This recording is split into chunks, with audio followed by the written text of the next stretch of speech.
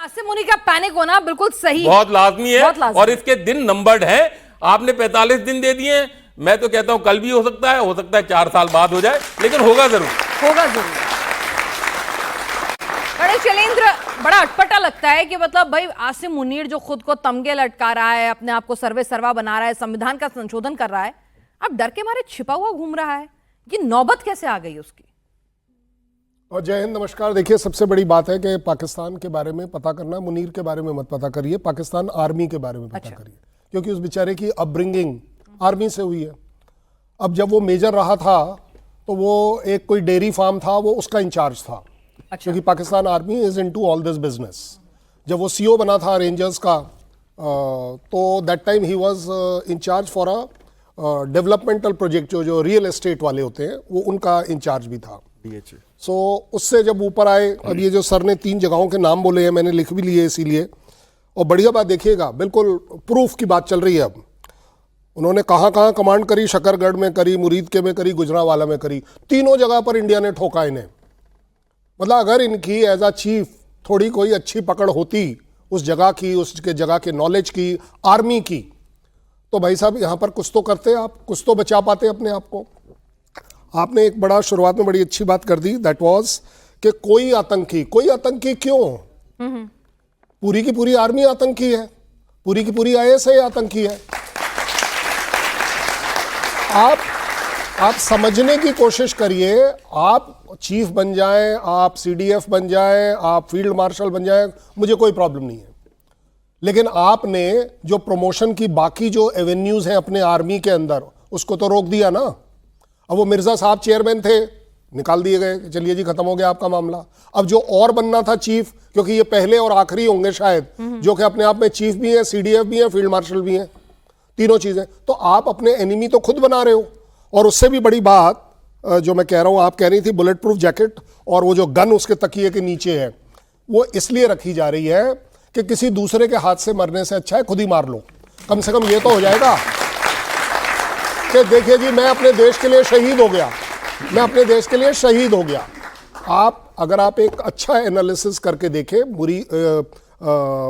मुनीर साहब जो है ना, वो अपने लिए सब कुछ खुद ही कर रहे हैं। मतलब अपनी कब्र खुद ही खोद रहा है वो अपने आप देखेंगे, इसमें कहीं मुझे कोई जरूरत नहीं लीबिया जाने की कि चलो जी वहां से इन्होंने क्या किया क्या नहीं। पॉलिटिशियंस क्यों बोल रहे हैं ये वाली बात वहां पर? क्योंकि पॉलिटिशियंस के दिल में तो है कि ये बंदा नहीं होना चाहिए, पब्लिक के दिल में है कि ये बंदा नहीं रहना चाहिए, लेकिन बोल इसलिए नहीं पाते क्योंकि अगले दिन आपको गायब कर दिया जाता है। ये पाकिस्तान की ट्रेडिशन रही है। सो बी रेस्ट एश्योर्ड, मुनीर जैसे कैरेक्टर के लिए आपको कहीं किसी की कोई जरूरत नहीं, ये अपने आप खुद अपनी मौत इनवाइट करेंगे। चलिए, हिंदुस्तान के लिए तो अच्छा है, लेकिन दिक्कत यह है कि एक मुनीर मरेगा तो ना जाने कितने मुनीर पैदा होंगे, क्योंकि वहां की सोच जो है वही यही है कि हिंदुस्तान की मुखालफत करो और अपनी जनता को, अपने आवाम को बेवकूफ बनाओ और उसी के साथ जो है अपने लिए वाहवाही बटोरो। दत्ता सर, अब आपसे समझना चाहेंगे, मैं सबसे, आपने सभी की बातें भी सुनी होंगी। मुनीर, ऐसा क्या हो गया कि पिछले 3 महीने पहले तक उसने एक नैरेटिव बनाया कि मैं ही सबसे शक्तिशाली हूं, मैं हूं तो तुम बचे हुए हो, सेफ हो, मैं हूं तो पाकिस्तान आबाद है, देखो अमेरिका से भी दोस्ती कर लेता हूं, चीन से भी कर लेता हूं, या लंच खा लेता हूं। लेकिन बीते 1 महीने के अंदर अंदर ऐसा डाउनफॉल आया है कि बलूच हो, इमरान के समर्थक हो, हर जगह से, अफगानी हो, हर जगह से इस वक्त मुनीर को एक तरह से कहें तो लात पड़ रही है और मरने का डर सता रहा है। सोलक बिल्कुल पिनाज, बड़ी पुरानी कहावत है, the man who lives by the gun dies by the gun. आप मेरा मतलब समझिए, मैं हिंदी में अगर इसका अनुवाद करूं, जो आदमी बंदूक के सहारे जीता है वो बंदूक से ही मरता है। वो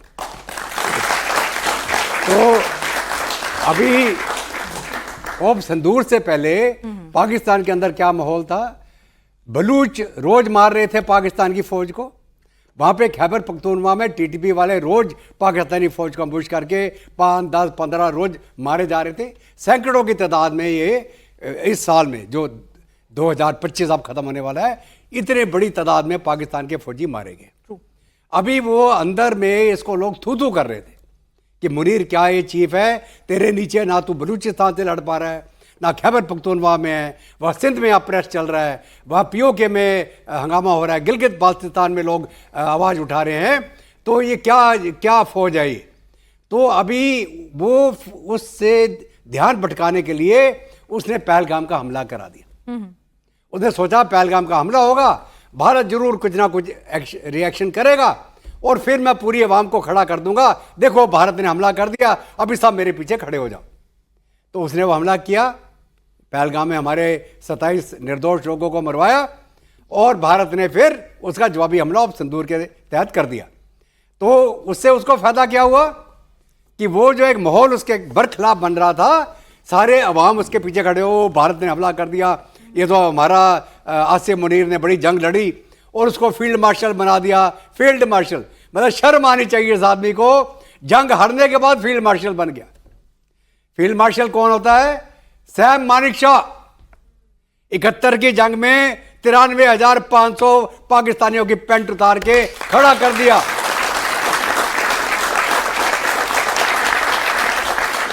सेकेंड वर्ल्ड वॉर के बाद दुनिया में एक नए मुल्क को जन्म दिया हमने, बांग्लादेश। ईस्ट पाकिस्तान अलग हो गया, वेस्ट पाकिस्तान अलग हो गया, 2 टुकड़े कर दिए, ठीक है। फिर बना फील्ड मार्शल, वो होती है इज्जत। अभी आप आ जाइए कि हमने क्या किया, हमने अब संदूर में मारा, चुन चुन के मारा और इनके सारे टेररिस्ट टारगेट हमने स्ट्राइक करे। हमने बोला हमने अपना ऑब्जेक्टिव अचीव कर लिया। इसे बोला ना अब तो मैं भी मारूंगा। इसने अपनी ड्रोन भेजी, कुछ मिसाइलें भेजी, हमने मार के गिरा दी और फिर हमने इसके 11 एयरफील्ड तबाह कर दिए। फिर अमेरिका रोने लगा क्योंकि उनका भी वहां पे एक इंटरेस्ट है, कहां? नूर खान में, ठीक है। तो उन्होंने बोला भारत को भाई अब मत मारो और इसको। तो हमने बोला भी, हमने पहले भी इसको बोला था, हमने टारगेट अचीव कर दिया, तुम इसका नहीं करना चाहते, अगर तुमको बंद करना है हमारे डीजीएमओ से बात करो। तो फिर पाकिस्तान के डीजीएमओ ने हाथ जोड़े हमारे डीजीएमओ को, भाई बहुत हो गया, अभी बंद कर दो। तो हमने बोला ठीक है, हमारा ऑब्जेक्टिव हो गया है, अभी हम इसको बंद कर रहे हैं। तो हमने किसी अमेरिका के कहने पे जंग नहीं रोकी। पाकिस्तान को हमने पहले भी बोला था, हमने कर दिया। आप हमसे बोले हम जंग को रोक देंगे, हमारा और कोई इंटरेस्ट नहीं है, काउंटर टेररिस्ट ऑपरेशन। और इसके बाद हमने क्या बोला, आज के दिन में वर्दी और सिविल में कोई अंतर नहीं है। हर एक आदमी जो टेररिज्म में इन्वॉल्व है भारत के खिलाफ, नॉन स्टेट एक्टर कोई नहीं है, सारे स्टेट एक्टर हैं। अभी मुनीर की मुसीबत, मुनीर कौन है? शिया मुसलमान, एक सुन्नी मुल्क के अंदर शिया मुसलमान, उसको तो वैसे नींद नहीं आनी चाहिए, सुन्नी उसकी गर्दन काटेंगे। ला इलाहा इल्लल्लाह। मैं बता रहा हूं आपको, जो लोग शिया सुन्नी का जो इनका जो चलता है, इनकी लड़ाई चलती है आपस में जी, ये शिया एक सुन्नी शेर के ऊपर बैठा हुआ है, इसको नींद कहां से आएगी? और ऊपर से भारत से दुश्मनी, इधर से दुश्मनी, उधर बीएलए, दोबारा अभी क्या हो रहा है, दोबारा बलूच, दोबारा टीटी पे, वहां से अफगानिस्तान, अभी अंदर से कौन? इमरान खान। आज इमरान खान के सारे पठान लाहौर में घुस गए हैं, ठीक है।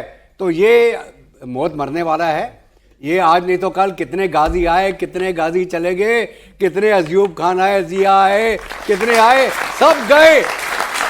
भारत वही का वही कायम है। तो इसकी मौत आने वाली है, आज नहीं तो कल। अगर आपको याद हो, जब इन्होंने भुट्टो को फांसी दी थी, उसके 2 बेटे थे, शाहनवाज और मुर्तजा भुट्टो, और उसकी बेटी थी कौन? बेनजीर भुट्टो। उन 2 बेटों ने एक ग्रुप बनाया था, अल जुल्फिकार ग्रुप, और उन्होंने बोला था हम जिया अल हक से बदला लेंगे।